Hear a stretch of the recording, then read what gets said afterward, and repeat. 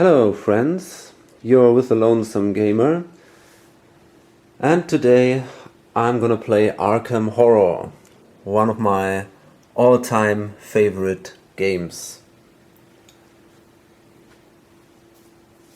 I know that there are already lots of videos about this very popular game by Flying Frog Productions, by the way. And there are also many playthroughs.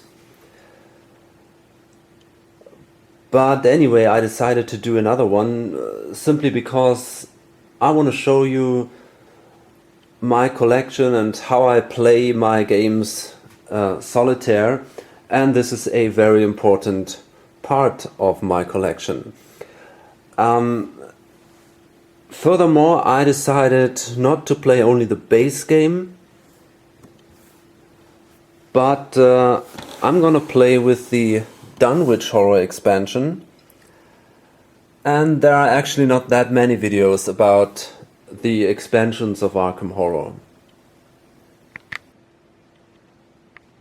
The game says the classic game of Lovecraftian adventure. For those of you who don't know H.P. Lovecraft, he was a author, fantasy, horror, maybe science fiction author who lived from 1890 to 1937. And he invented some quite complex mythology. Basically the idea was that some ancient aliens came to the Earth billions of years ago, and they are now slumbering here, some terrible, powerful gods, and there are some cults around these gods who are trying to awake them, and if that should happen, well, basically the world will be destroyed or terrible, evil things will happen. So it's not a good idea, and the job of you as a character of this game is to prevent these great old ones, that's how they're called, from awakening. Arkham Horror is an extremely popular game. There was another version in the 80s by Chaosium, but I'm not sure how much they have in common now. I never played the old one. This game has a lot of expansions, and before I start setting up the game, I just want to give you a short overview on what is out there from Arkham Horror. Okay, as you can see, it's a lot of stuff. We have 3 main big board expansions. It's the Dunwich Horror expansion with an additional board with new characters, new enemies, some new rules, and it's based on the Dunwich Horror novel by Lovecraft. And there is the Kingsport Horror expansion. It's basically the same, a new board, new rules, new mechanics, new monsters, new characters. And Kingsport is another town which appears from time to time in some of the novels of Lovecraft. And then we have this Innsmouth Horror, and basically the same. Again, board, lots of cards, lots of characters. And then there is this Miskatonic Horror expansion. And even though it's a big box, it's a little different than the other big box expansions. You don't have an additional board. This is basically an expansion for the expansions. So that's something pretty interesting. You simply got more cards for the expansions and also for the base game. So it's pretty ridiculous. You got so many cards, it's actually unbelievable. And then you have these small box expansions here. And we got the Curse of the Dark Pharaoh, the King in Yellow, the Black Goat of the Woods, and the Lurker at the Threshold. And these expansions add also new cards, new story elements, but you don't have additional boards or characters. Normally, when I'm playing, I'm only using one big box expansion. That will be today the Dunwich Horror, and one small box expansion. This will be the King in Yellow now. Still, it can happen that I take some characters from other expansions. I also use the monsters and some items and so on from other expansions, but that shouldn't be a problem. Another thing before I start is just a few words about the design and the artwork of the game. You will see that while I'm playing, but I think the artwork of this game is absolutely amazing. I think it's just wonderful to see how these guys are fighting this creature, and you see here in the back the house, and here the full moon, and you got everywhere these ornaments here, and they're also on the cards, on the back sides of the cards, and everywhere. There's so much detail here. It's just amazing. Or here in this small box expansion where you see here the sign of the King in Yellow, and here the claws of this guy and this red eyes and so on. It's all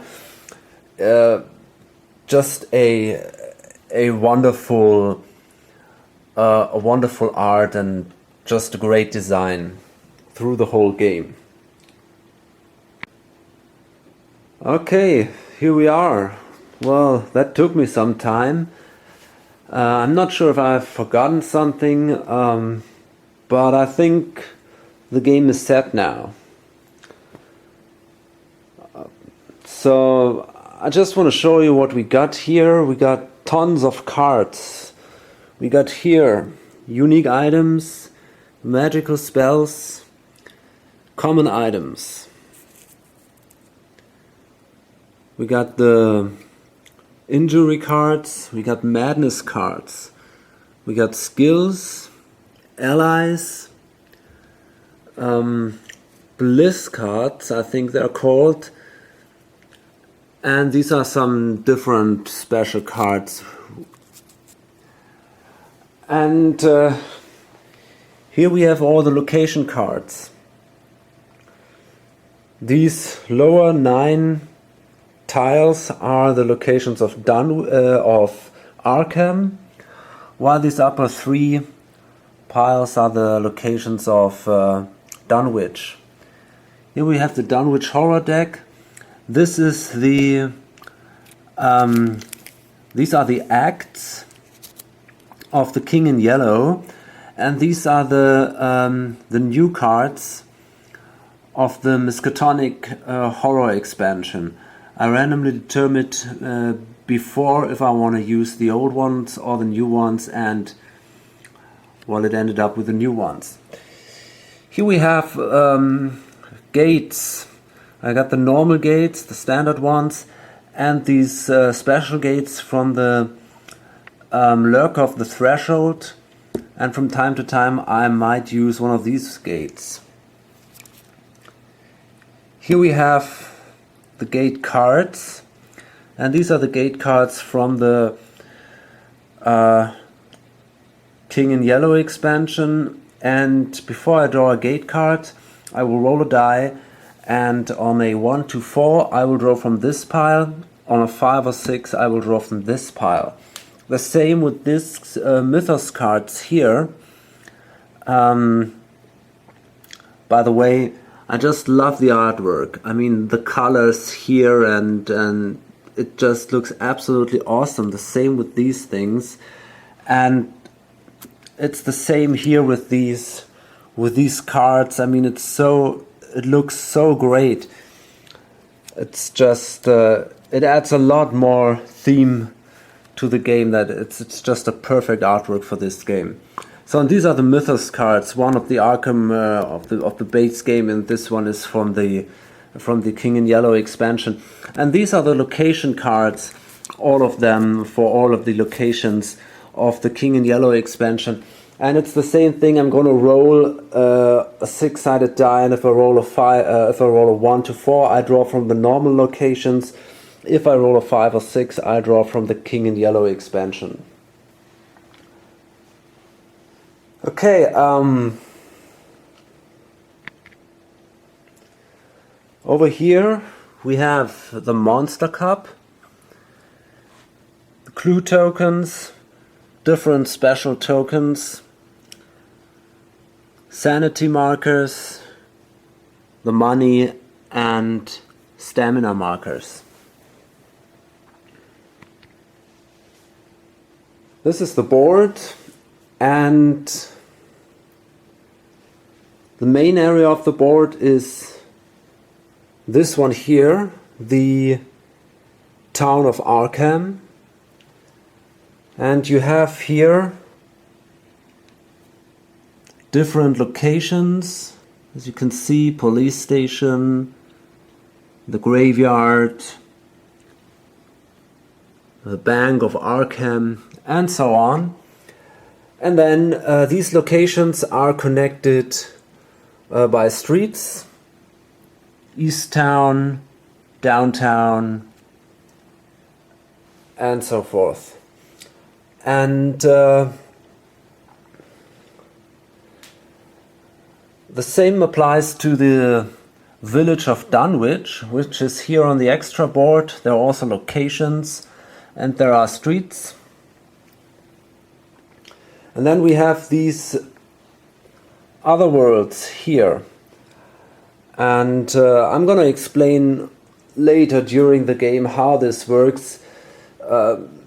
Sometimes investigator will go from Arkham to other worlds and then go back. Then we have here a space that says Lost in Time and Space. We have the sky over Arkham, and here we have the outskirts of Arkham. And finally we have a few tracks. There is here the Terror track, and the Dunwich Horror track.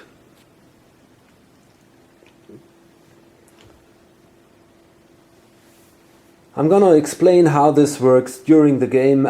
I think most of you might know this anyway, but still I'm gonna try to explain how it works, but just not at the beginning. I simply start playing, and then you see what this is all about.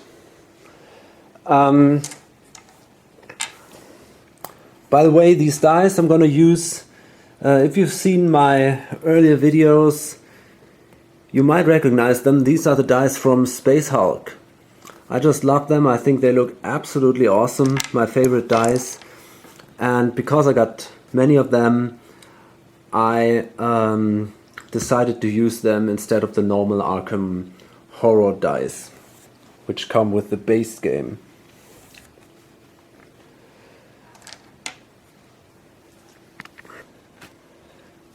My enemy, the great old one, is Zar.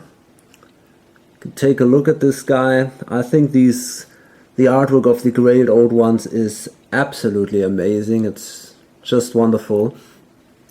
And his worshippers have special abilities. Zar is worshipped by an evil tribe. Jojo's and Jojo priests gain overwhelming 1. This is for the final battle. I'm not gonna go through this right now.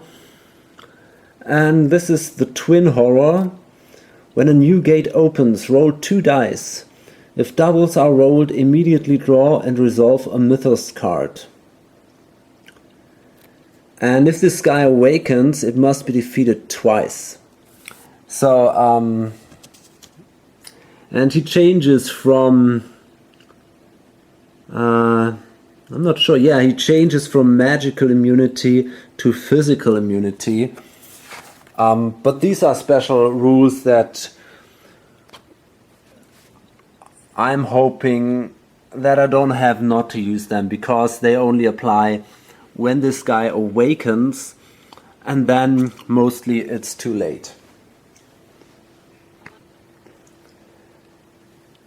At the beginning of every game, I randomly determine if I use a herald, a guardian, or a special institution, and this time I won't use any of this.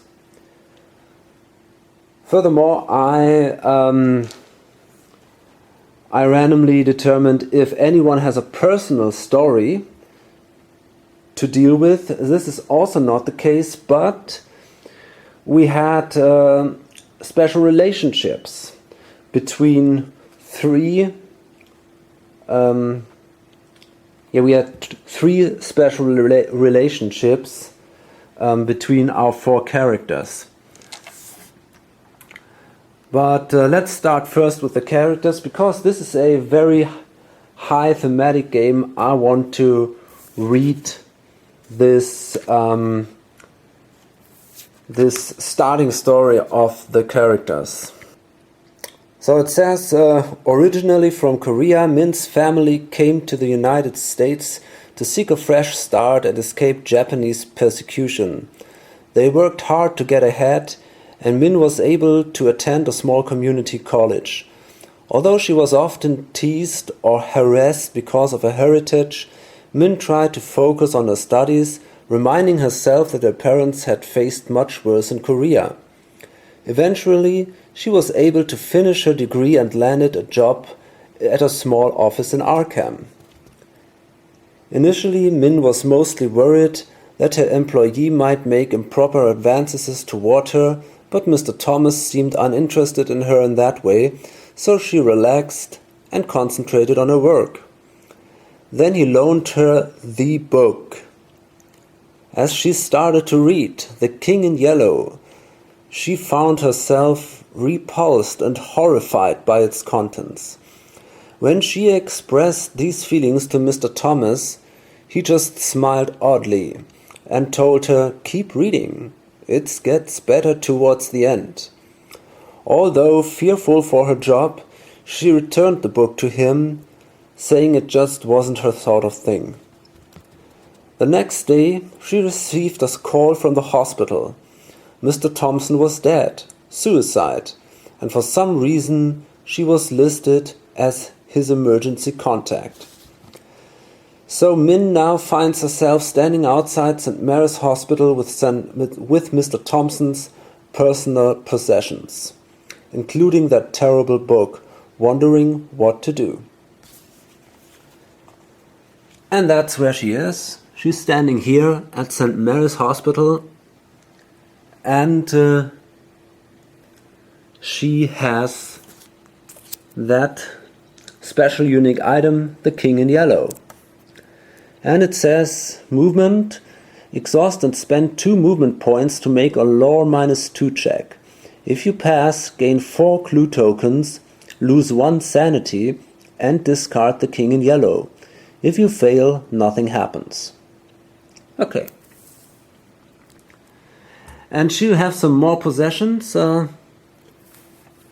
Let's find out what that is. She'll have 2 common items. And this is a map of Arkham. Exhaust to get 1 extra movement point. Well, that's not so interesting because she's pretty fast. She's got a good speed value here of 5, but it might help.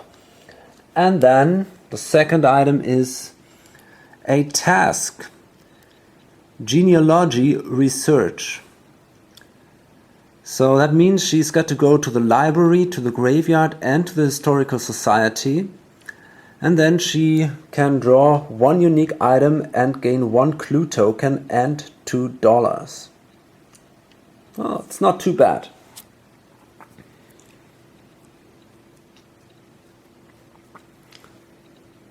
Okay, and then she's got some special abilities. Synergy.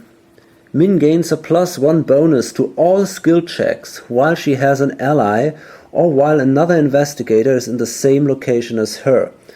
So it might be a good idea for her to find an ally.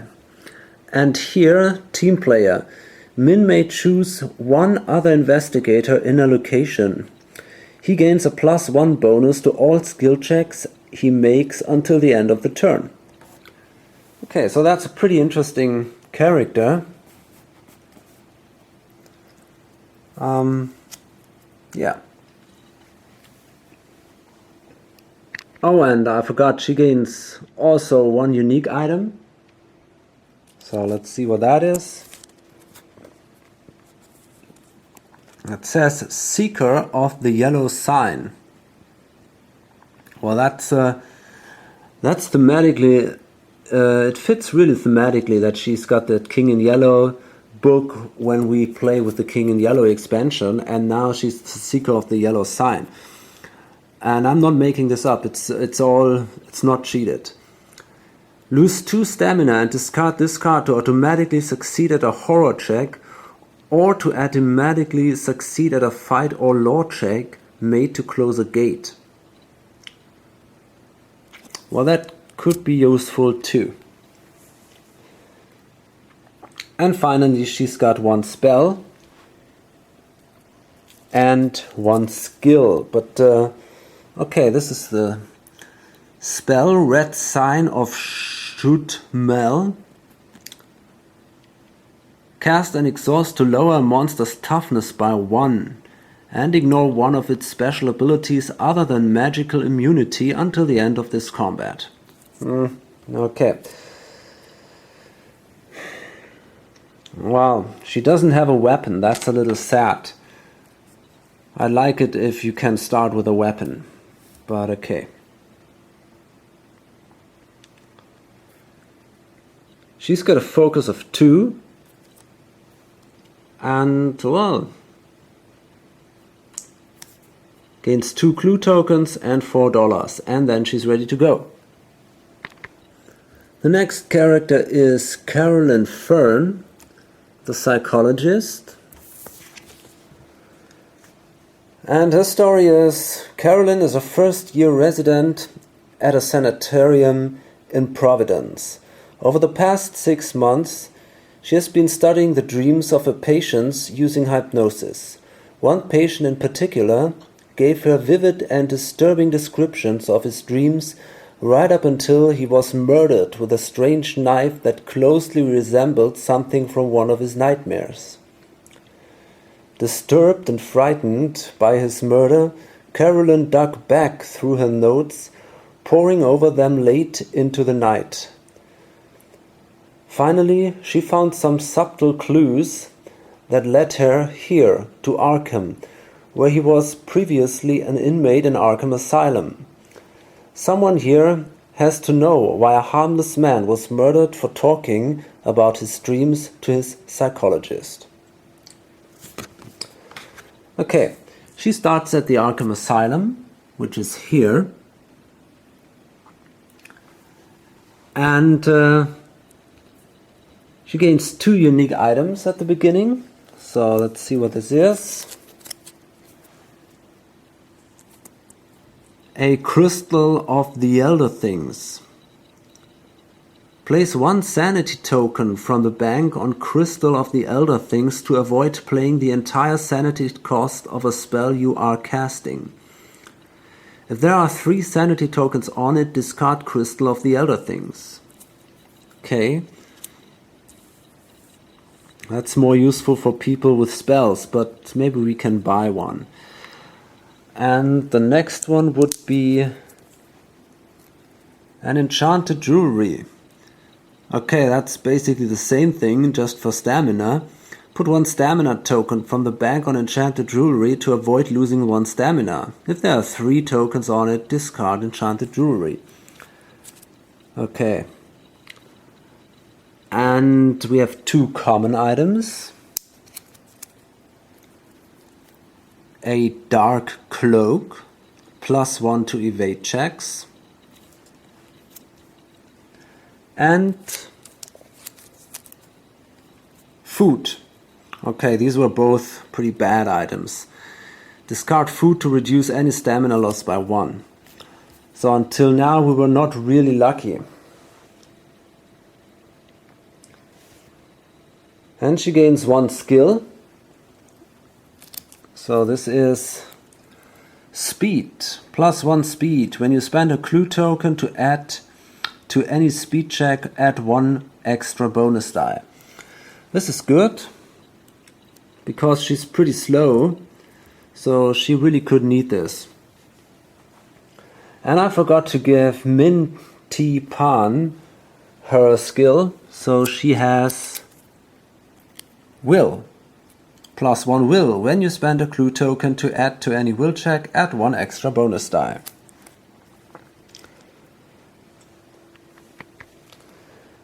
And these 2 characters have a special relationship.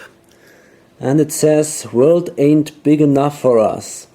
If you or your partner is in an otherworld location, either of you may exhaust this card before making a check to gain +1 on that check. If the Ancient One has awakened, this card may not be used. So that could be pretty useful, I guess. And then we got Darryl Simmons, the photographer. This guy here. Oh, another thing I forgot, her special ability of Carolyn Fern, psychology. Dr. Fern may restore 1 sanity to herself or another character in a location. She cannot raise a character's sanity higher than that character's maximum sanity. Okay, so now let's go on with Darryl Simmons. Even while growing up in Arkham, Darryl always knew that there was something not quite right about the strange little town. After graduating from high school, he went to work for the Arkham Advisor as a photographer, and in the years since, he's crawled over every square inch of the city. Last night, however, Darryl saw something horrible. Something that has shaken his world to his core and torn away the safe illusions we all foster to protect our minds and our souls. His editor says he was just seeing things, but as he leaves the newspaper building, he knows just what he saw and he intends to show the world. This time he'll be more careful. This time he'll take pictures and prove that things are not normal in Arkham. Okay.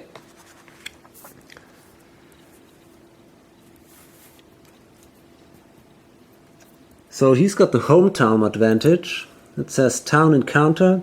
When drawing location encounters to Arkham, Darryl draws 2 cards and may choose whichever one of the 2 he wants. This ability does not work when drawing gate encounters in other worlds. And he's got a common item. And that is Understudy's Script. That's a tome. Movement. Exhaust and spend 2 movement points to make a will -2 check. If you pass, draw 1 spell, gain 2 clue tokens, and discard Understudy's Script. If you fail, you lose 1 sanity. Then he's got a retainer, and that gives him money during the upkeep phase. Gain $2, then roll a die. Discard this card on a 1. He's got 2 unique items. That is Livre Divin. Another tome. Movement. Discard and spend 2 movement points to make a lore -2 check. If you pass, search the spell check for a spell of your choice and take it. Then discard Livre Divin and lose 2 sanity. If you fail, nothing happens. Okay, well that's not so good for him, because he's not good in casting spells. He's got a pretty low lore value. So maybe he'll give that to someone else. And another unique item.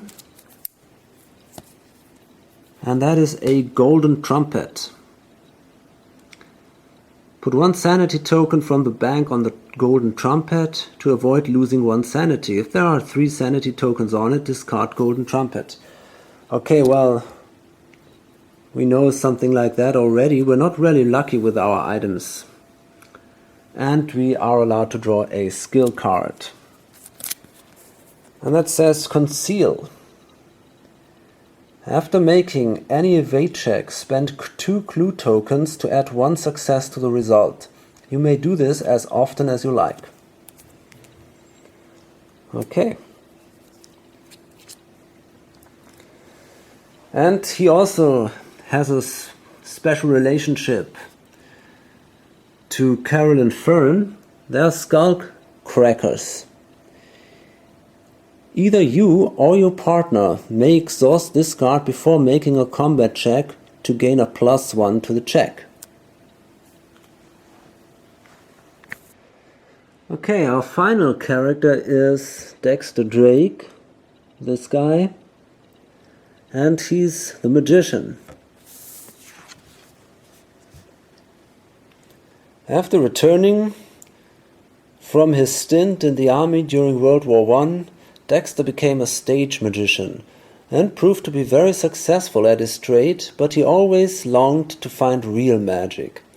As they say, be careful what you wish for. Years later, in a rundown store, Dexter came across a burned and torn fragment of the Necronomicon itself. Intrigued by this ancient piece of occult knowledge, Dexter began to use his wealth in search of the truth about the ancient lore, and what he found horrified him. Now, the more he learns, the less he wants to know, but his studies have led him to believe that a great evil will soon rise in Arkham. He knows that he may well be the only person with the ability to stop this evil from swallowing the world, so he has come to that sleepy town to speak with the proprietor of the old magic shop, one of the few magic shops that contain true lore and not merely the stage tricks he once studied. Okay, so he is at the old magic shop down there, and he starts with a spell called Shriveling. Any phase, cast and exhaust to gain +6 to combat checks until the end of this combat. So this is really great. A very powerful spell.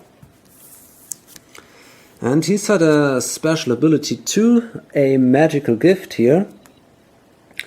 Whenever the Great Drake draws 1 or more cards from the spell deck, he draws 1 extra card and then discards 1 of the cards. Okay. And in addition, he's got 1 common item. And that is the rifle. That's not bad, +5 to combat checks. And because he is already pretty good, he's got a good combat modifier here with his magical, with his spell. He might give the rifle to someone else maybe. And then he's got a unique item. And that's a tome, the Book of the Believer.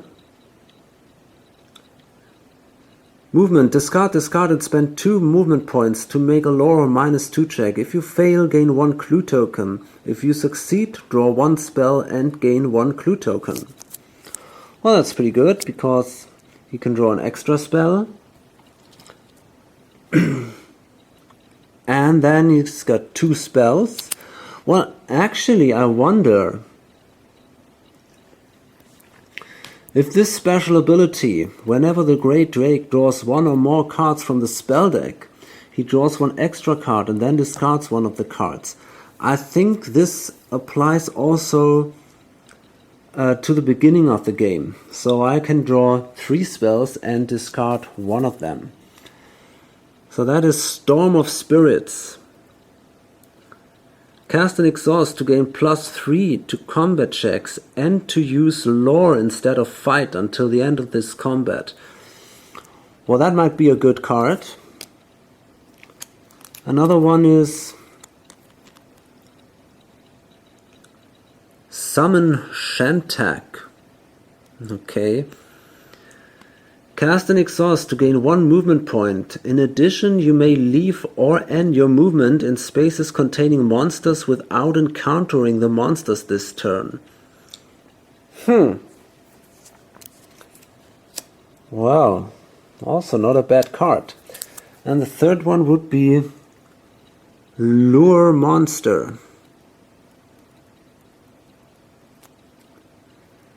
You may cast and exhaust while in Arkham to choose 1 monster on the board, including the sky but not the outskirts. Move that monster to your current space. Okay, I'm pretty sure I'm going to keep the Storm of the Spirits, but I gotta think about which one of these 2 cards I'm going to discard. Okay, I decided to make him my fighter, so he is... he's gonna get this Lure Monster spell. I think he's pretty strong and he can then fight the monsters on the board. And he also has a special relationship to Darryl. It says, I'll vouch for my friend. After the initial setup, anytime you or your partner gains a bank loan, retainer, Silver Twilight Lodge membership, Sheldon Gang membership, Rail Pass, or one of the 1,000 cult membership, the other may choose to take a card of the same type if he does not already have one. Well, that's also interesting. Okay.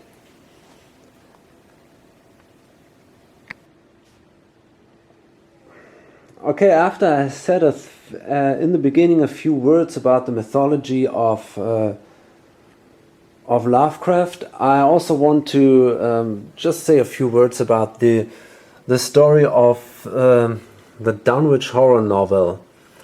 So we have this village of Dunwich here and some other areas. It's not only Dunwich, it's a few more areas here. And in the story, it's really a strange village. People are not very trustworthy, and it's pretty isolated, and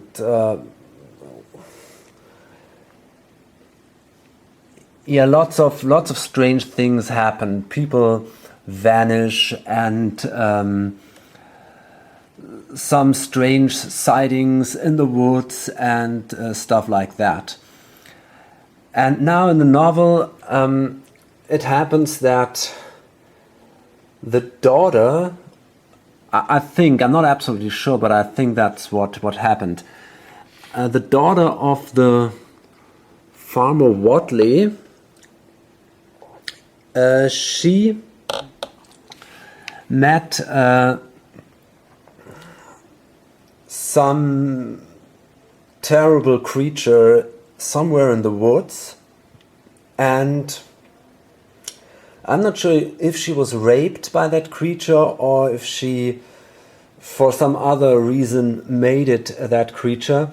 Anyway, she got pregnant by it, and then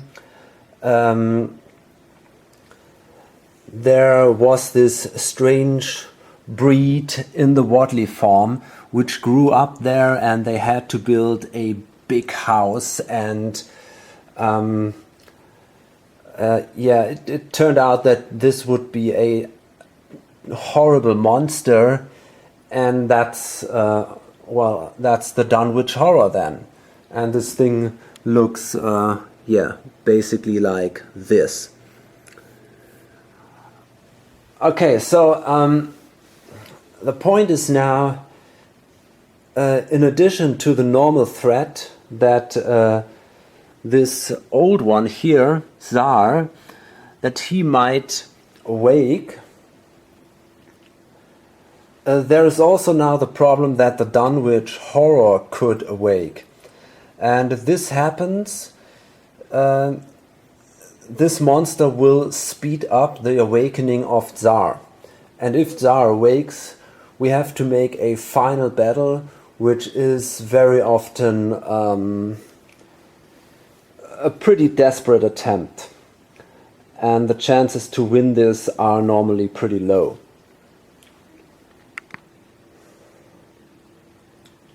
Okay, I already said that I will explain during the game how this plays. But at the beginning I want to tell you the goal, the victory conditions and the losing conditions.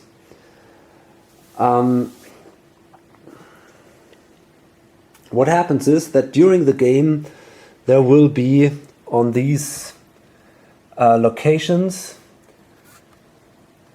there will be gates that open. These things here, they open and they lead to other worlds like these, and there will be monsters released through these gates into the town of Arkham or Dunwich. And if you manage to explore these gates with one of your investigators, meaning that you enter a gate, move into this other world and then go back, then you can close a gate. So there are now a few ways to win the game. You can win if you manage to close all gates, so that there are no open gates on the board, but but you must have a total of gates closed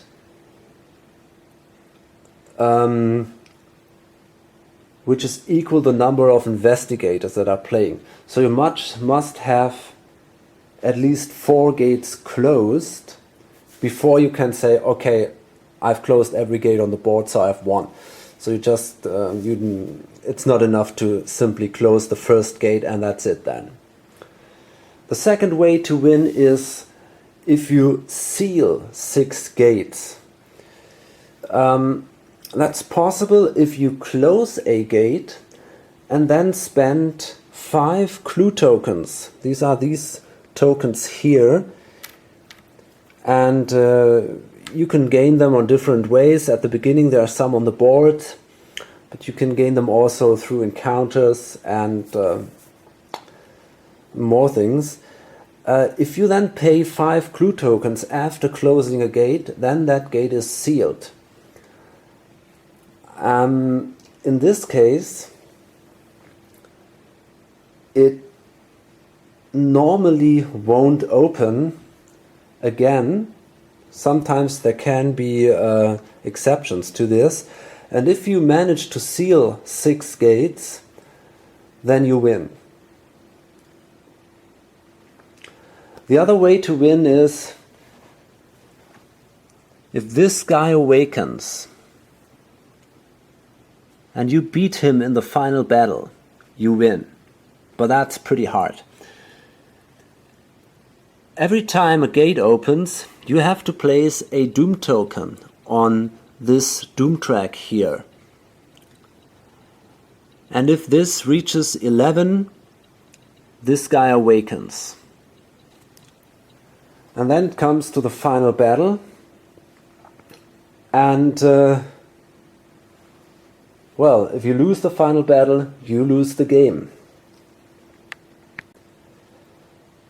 Furthermore, if there are more than 6 open gates on the board, the Ancient One also awakens and you have to fight it in the final battle. And then there is another rule: if the terror track here, which will rise with the number of monsters that are in the city, if the terror track goes up to 10, and then in addition there is a specific number of monsters in the city, the Ancient One will also awaken.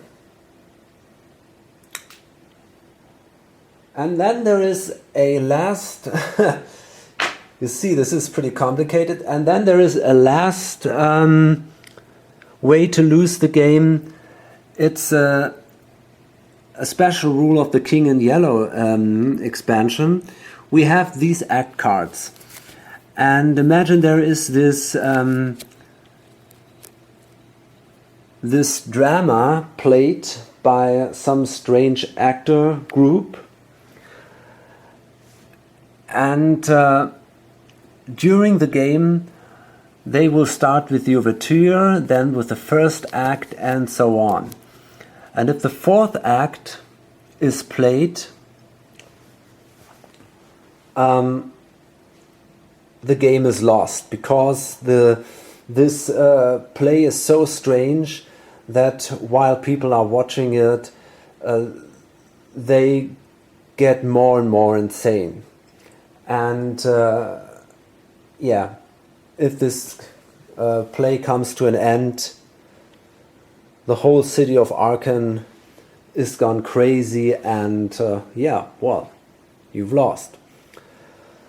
Okay, so I hope this makes a little bit of sense to you. I'm gonna start the game, and I'm gonna explain then in detail how this all works. But first I'm gonna load this up, and yeah, I hope to see you then in the next videos of this series. Bye.